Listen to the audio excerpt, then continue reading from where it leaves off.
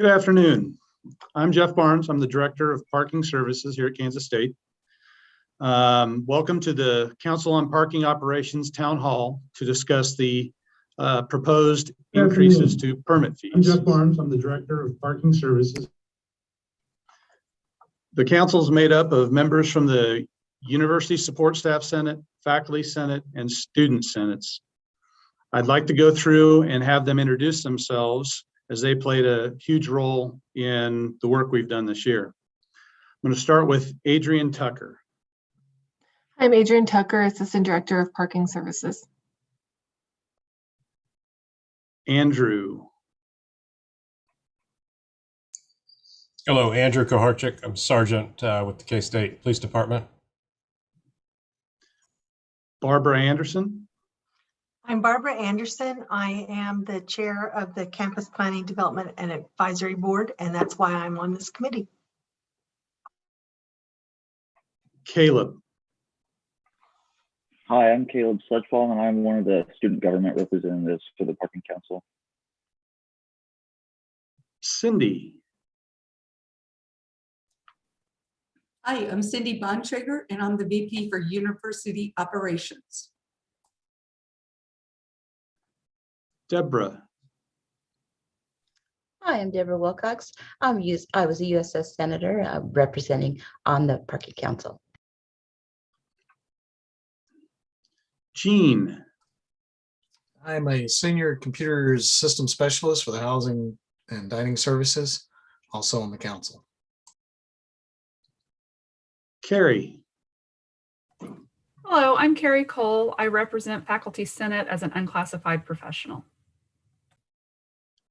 Krishna. Hello, I'm Krishna Gimire. I am a faculty at Civil Engineering Department. Nick. He served as our chair this year. I'm Nick Lander. I'm an associate director with Housing and Dining Services. And Teresa. I'm Teresa Adams. I'm a USS Senator with Housing and Dining Services. Thank you. I'm going to give a brief presentation addressing the increases and why Parking Services is asking for the increase.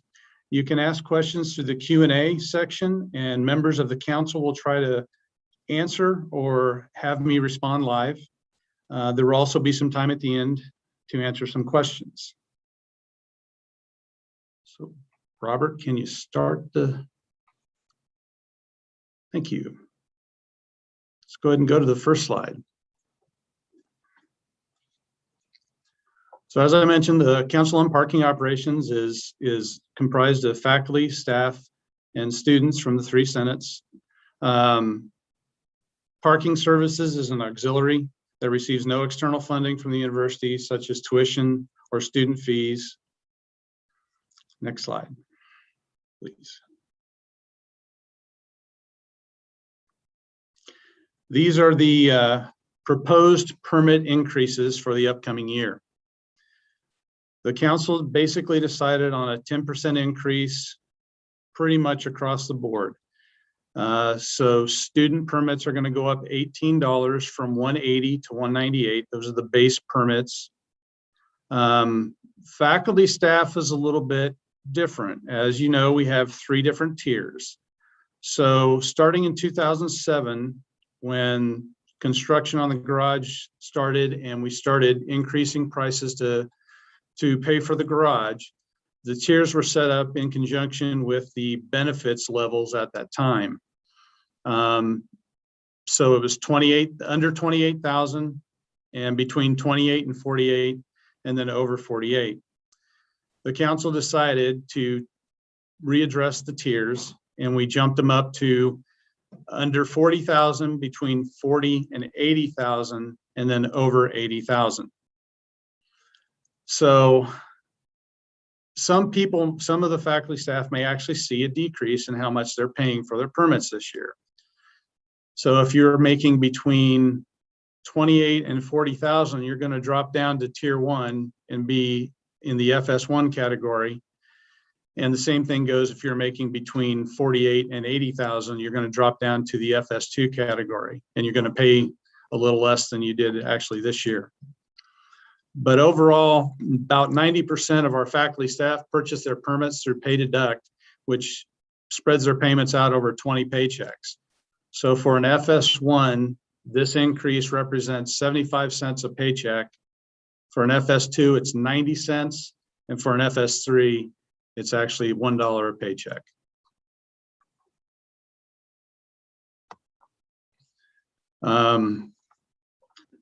Next slide. The three main reasons for the increase is our increased services and costs for the AdaBus shuttles, the increased parking lot maintenance costs, and a decrease in our parking permit revenue and overall revenue since we last raised prices 6 years ago. I'll go over all three of these cases next.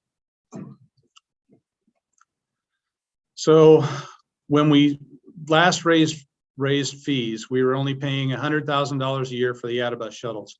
We hadn't started the park and ride shuttles, and we didn't have free city-wide ridership for faculty, staff, and students.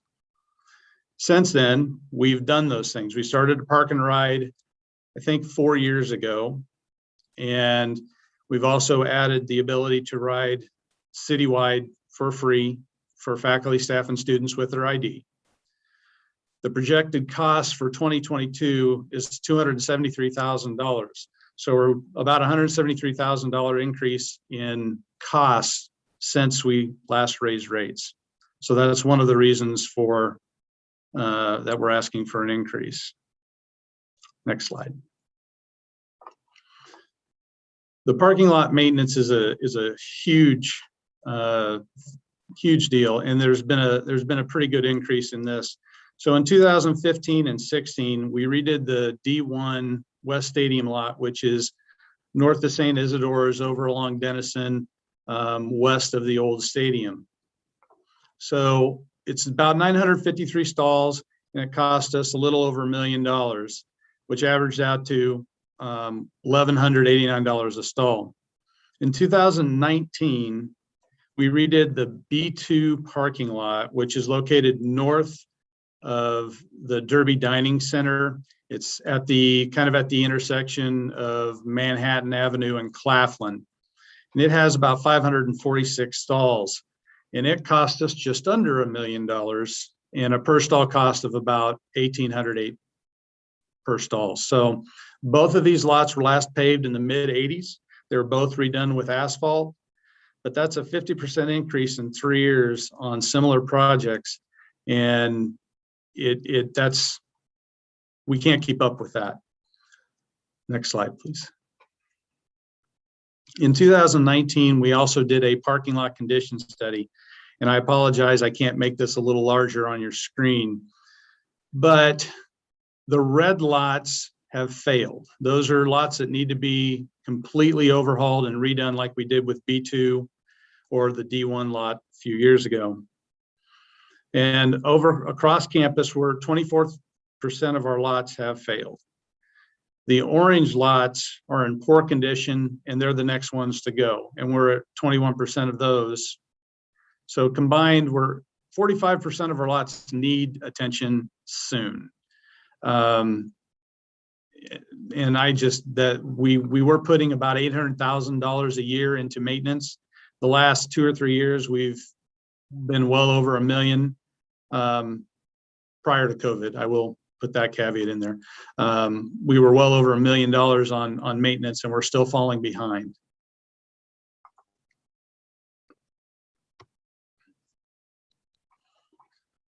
So go on, next slide, please. The decreased parking revenue, annual permit sales to faculty, staff, and students represent 75% of our total annual revenue. The remaining comes from citations and meter revenue, including the timed stalls in the garage. Our annual faculty, staff, and student permit sales are down $1,800 a year from 2014. So that's a significant decrease. Our overall annual revenue is down about $200,000 every year. And then we also had a loss through the pandemic of about $2.5 million in revenue that we just didn't see come in. With the increase, we're expecting an annual revenue of an extra $400,000. Our normal annual expenditures are right around 2.6, and our annual revenue would be about 3.6 million. So that gives us excess revenue to do more lot maintenance, to move to license plate recognition, which is it's a more efficient manner of enforcement. We don't have to buy permits. People don't have to have permits hanging in their car. It's all done through license plates. And it helps us rebuild our reserves, which have dwindled during the pandemic. And that helps us cover our debt service with the garage. This is a comparison between our peers and then some other universities that are in the area. So our permits, we're at 180 for student permits, and compared to others, we're kind of in the middle to the lower half. It's very hard to compare universities to each other because each university has their own methods of doing permits, and each campus is a little bit different, whether they have a lot of hills or different things. And it also feeds into the shuttle systems that they have and how much they utilize them and get students to use them and stuff like that. So these are the costs. KU's close to us. They're not considered one of our peer institutes, but they're just down the street. They're quite a bit more expensive. Clemson's right around the same cost as we are. We're kind of in the low end, but we're not at the bottom either. One of the things I would like to point out is the student transit fees that a lot of universities have. Auburn's a big one. That one honestly surprised me, but a lot of these use the student transit fee obviously to boost up their shuttles, make the shuttle routes more frequent and all that type of stuff. And we just support it out of parking here. The very bottom part of this shows kind of the transition from when we started with the garage and the increases over the years to up to our last increase. Overall with the permits was 2015 and 16. We did increase the rates in the garage for preferred stalls in 2016 and 17, but that was the only increase we did in 2016 and 17.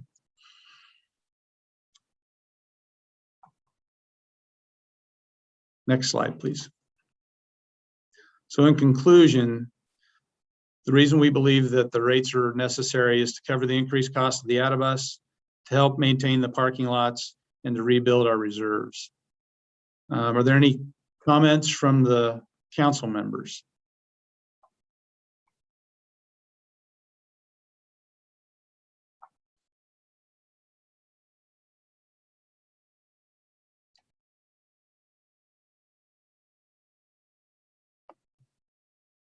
So there's a question out in the Q&A. Do I think that the park and ride program decreased revenues? Not really. I don't believe so. We didn't see a drastic decrease in permit sales with that. I think the biggest decrease was the enrollment dropping. We had 1 year that we just had a huge drop, and then it's kind of been gradual since then. But no, I did not see the biggest ridership with the park and ride is the Jardine residents coming down to campus.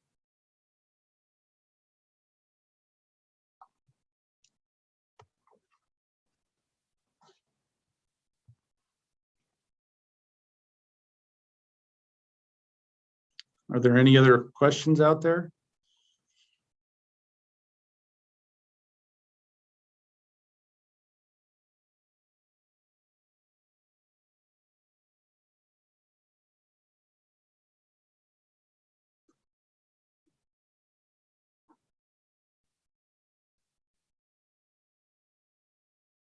Yes, that is true. So with the ADA-bus, if people are not purchasing a permit, then they're not paying for it. Yes, that's correct.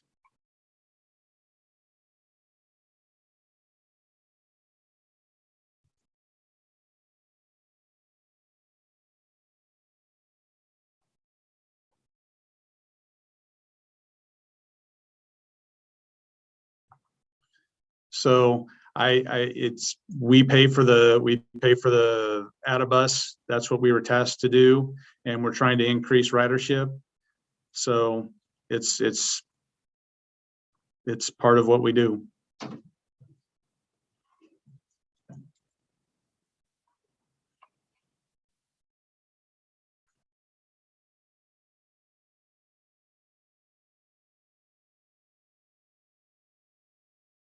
So with the question with the rate increase of having two permits, are you talking about one for each vehicle?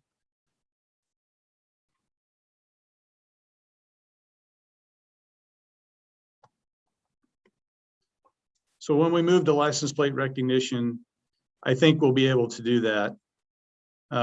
So I had a question about if they wouldn't mind an increase if they could have two permits, and it's difficult for us to sell two permits to the same people. That's why we moved away from that. We were also having problems with faculty staff buying a second permit for their kid and giving their kid benefits that other people couldn't use, and it created issues with other things like that. If you don't have two vehicles on campus, you really only need one permit because you can move it back and forth between vehicles. And as I said, when we move to LPR, license plate recognition, it will alleviate that. You won't have a permit to move. It'll just be your license plate. So as long as only one license plate is on campus at a time, it'll be fine.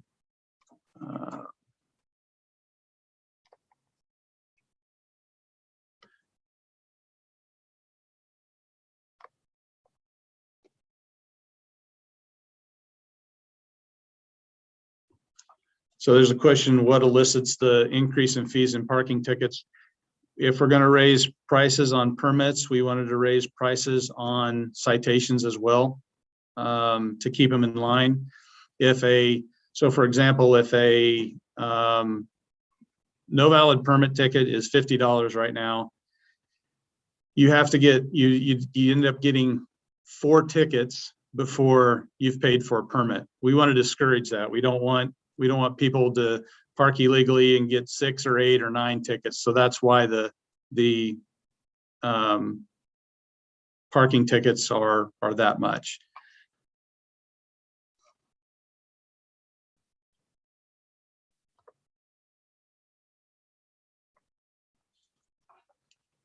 So I have a question with how will the license plate recognition part of the program be enforced? I'm not entirely sure what you mean. So we'll have vehicles that drive through the lots and they see the license plate and it comes up whether it has a permit or doesn't have a permit. And so that's kind of how it's regulated, if that's what you're asking.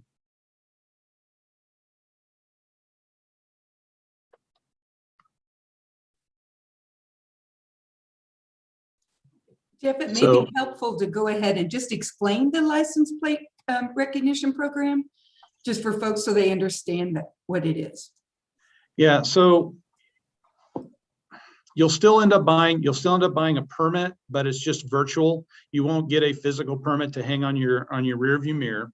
It'll just be your license plate. And so there's a question from Michelle out here. So will we have to register each vehicle you own?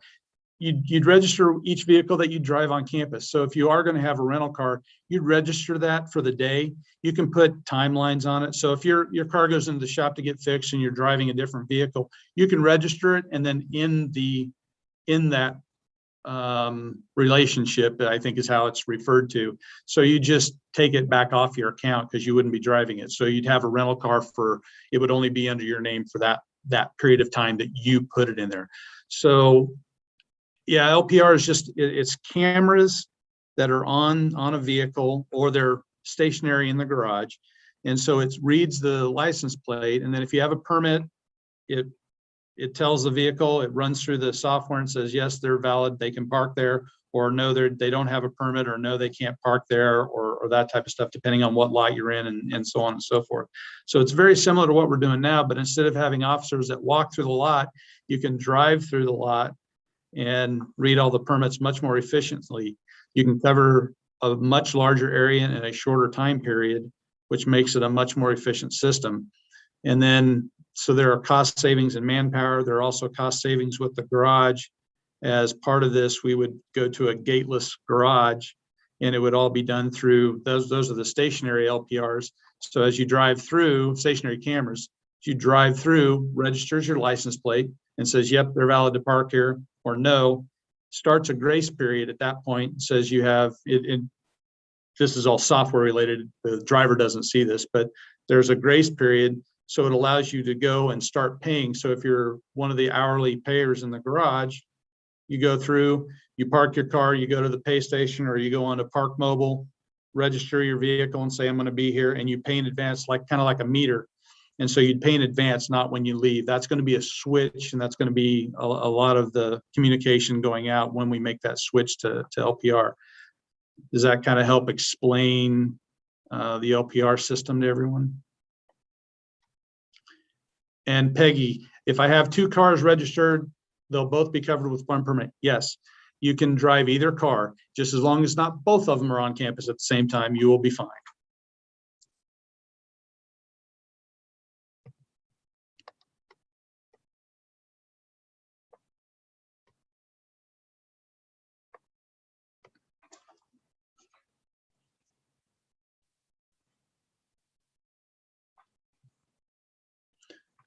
Okay, how is this justified for employees who've been paying for a parking permit this last year during COVID, and the employees have been staying home and not using the permit?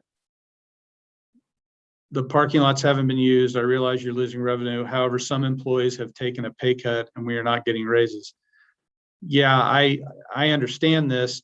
And did you have a permit and you weren't coming to campus? So there are a lot of people who have been, my staff has been here, has been back on campus, and there's a lot of other staff that has been back on campus since August, September, July, somewhere in that time frame. The parking lots haven't been used as much. We haven't sold anywhere near as many permits. So we've taken that into account. This process started in 2019, before the pandemic ever started, before we knew anything about the pandemic. We had already started the process to raise rates because we were falling behind on the parking lot maintenance. That is the largest driving factor behind this, is the parking lot maintenance.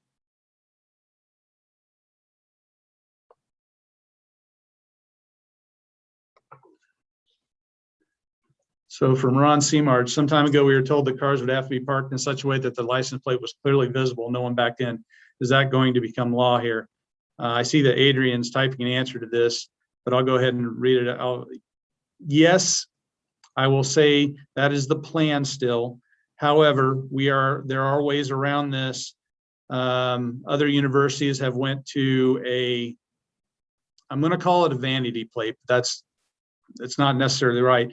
It's basically a plate that you'd put on the front of your vehicle that we would read, and it acts as a license plate. It comes up kind of like a permit, and that way you could pull through, which is a very popular thing to do, and not have to be pulled in through your license plate. The other thing is there's a lot of states, Missouri, Texas, have front license plates anyway.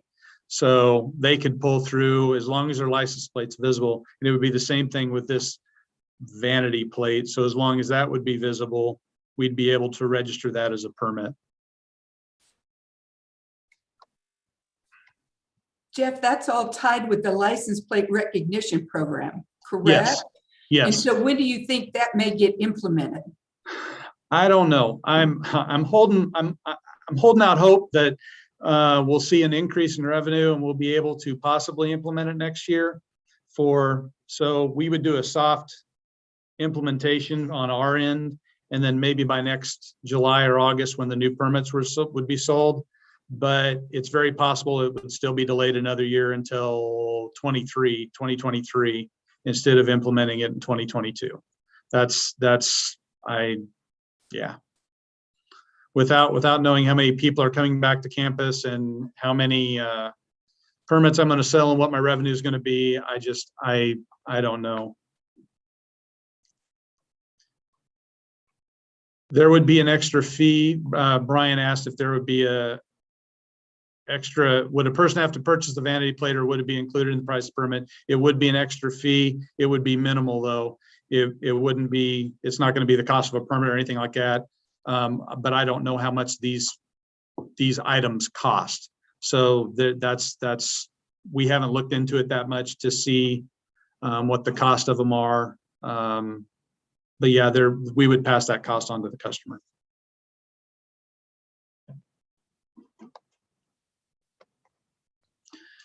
Has there been any consideration to evening events where parking permits are not required to have some type of charge added to tickets or something like that? Currently, we don't enforce, currently we do not charge for parking after 5 o'clock, except in the dorms, at the resident halls and up in Jardine housing areas. That's the only place we charge at night. And the garage, and the garage. So, but we have not looked at night at charging for evenings. It has been a discussion point multiple times. And I think with the city starting to charge, there may be some room to open that discussion again, but that's going to be a university-wide discussion to see how that's going to impact everybody.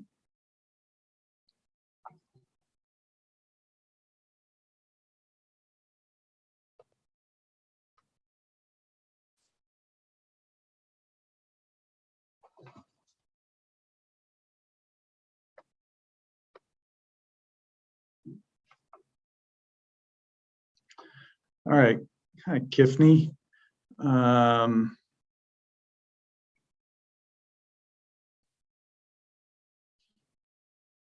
Oh, client stalls. So Kifney works up at the insect zoo, if I recall correctly. She's asking about how the lack of a physical permit in my car will impact my ability to monitor client stalls. Current faculty, staff, parking client stalls. Could a campus entity with client parking call in? Yes. And we're actually looking at how that works at other universities, and there may be a way so they can sign in right now. So there may be a way for you guys to enter them into the system when they're a client, so that they're registered. When we drive through and take a look at it, we know that they are actually a client, or what the situation is. So it gets entered straight into the system. We're trying to figure out how our software works in other universities and how they do that. Because there's lots of client stalls on campus. Vet Med, Call Hall, yeah, Lafine is another big one this year. So they are all over campus. Using an app for visitor parking. Yeah, the Park Mobile one is the most popular one right now. They can still go online and order permits for one day currently.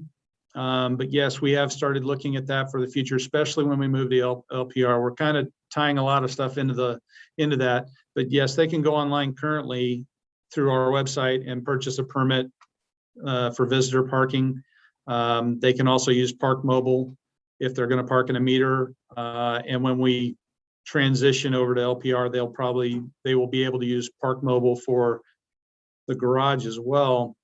And we're looking at using Park Mobile as another option to our website to register a vehicle and pay for parking.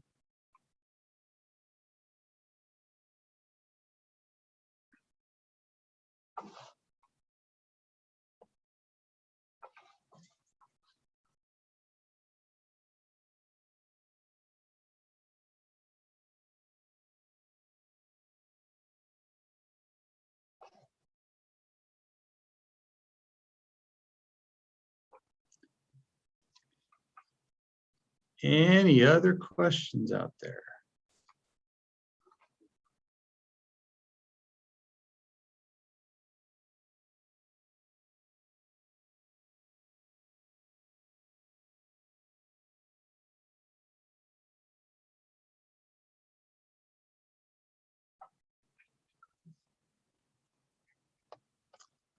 I'm not seeing any. Anybody from the council have any final closing comments? Jeff, would you like to mention if the 60-day pass can also be read by the the new system? It's a good question. There are going to be some license plates that the system's going to have trouble with. I don't know how else to say that. Whether it's covered up with dirt or snow or any number of things like that, to temporary plates, there's always going to be some license plates that the system will, I will say, balk at. What it does is it takes a picture, and so the officer drives through a lot, or drives through a section of the lot, parks, and then reviews the pictures. So he can look at the license plate, the actual picture of the license plate. So if it's translated it incorrectly, so if it says an O is a 0 or a 0 is an O, the officer can fix that license plate and tell the system what it's looking at. So with your 60-day plate or 90-day plate, 30-day plate, whatever it happens to be, the officer can look at that and read the plate and type in the correct information on that plate. So he can edit it so it's correct, because I think many of the new plates actually put the license plate you're going to get, your permanent license plate number, on them. So they can actually punch in those numbers if the system is having trouble reading that. Does that answer your question? Cool.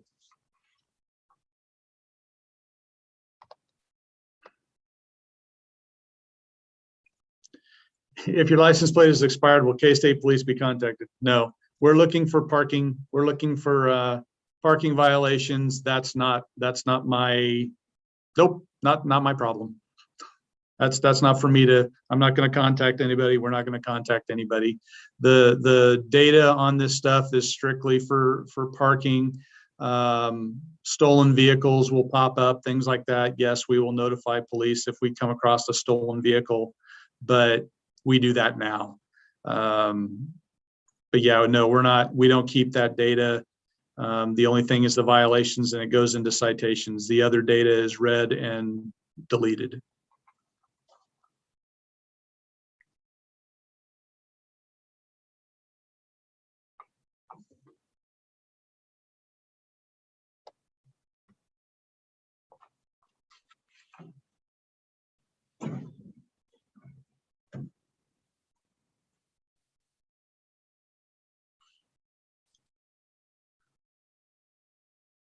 Well, if there's no, oh, wait, might have another question. Okay, will we still get 2 get out of jail passes per year? There's no such thing as a get out of jail pass. If you still have to pay for parking. So if you have a permit and you forget to put it up, we reduce the cost down to the cost of a daily rate permit. We've done that for several years now, since the parking citation, the no valid parking citation went up to $50. We've done that since then. Visitors will still be limited to 2 a year that we will reduce down to the cost of a daily rate, because we're trying to get them to remember to get a pass. But yeah, if you have a permit, we'll reduce those down to the cost of a 1-day pass. We still do that. But yeah, we haven't done the free visitors, and it was only for visitors coming to campus that we would waive citations, and that has been, I'm guessing, 15, 16 years since we've done that now. Unfortunately, I've been here for 23, so I remember those days.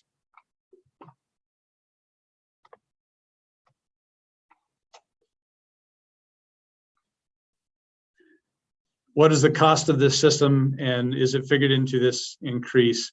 The cost of the system, the upfront cost, I figure, is about $300,000.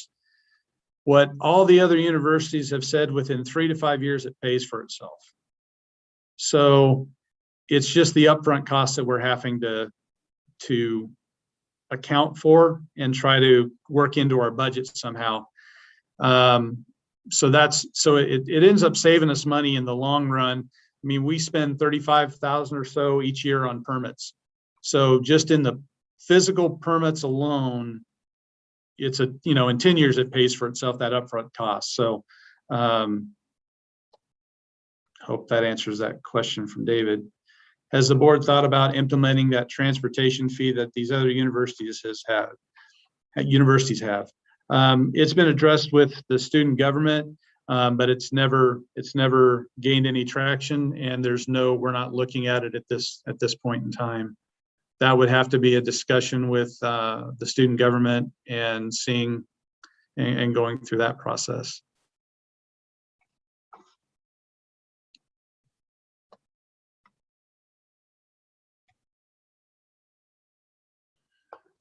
When is K-State planning to replace the lots in the most disrepair, the red on the map? As soon as we have the revenue, I'm going to start doing maintenance on the parking lots. So my guess would be next summer if we have the revenue, I'm digging up a parking lot and replacing it. That is my plan next summer. If we get the revenue back going the way it's supposed to be, I plan on doing a major reconstruction next summer.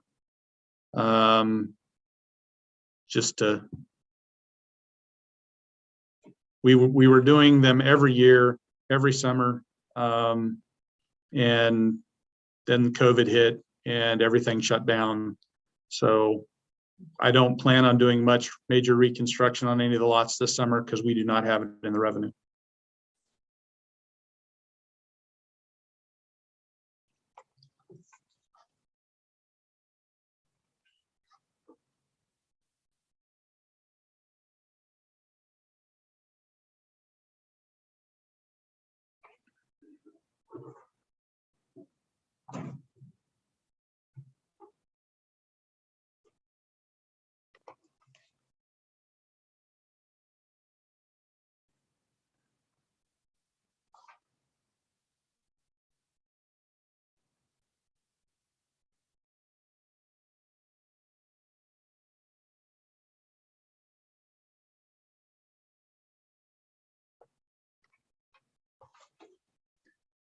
Any final questions out there?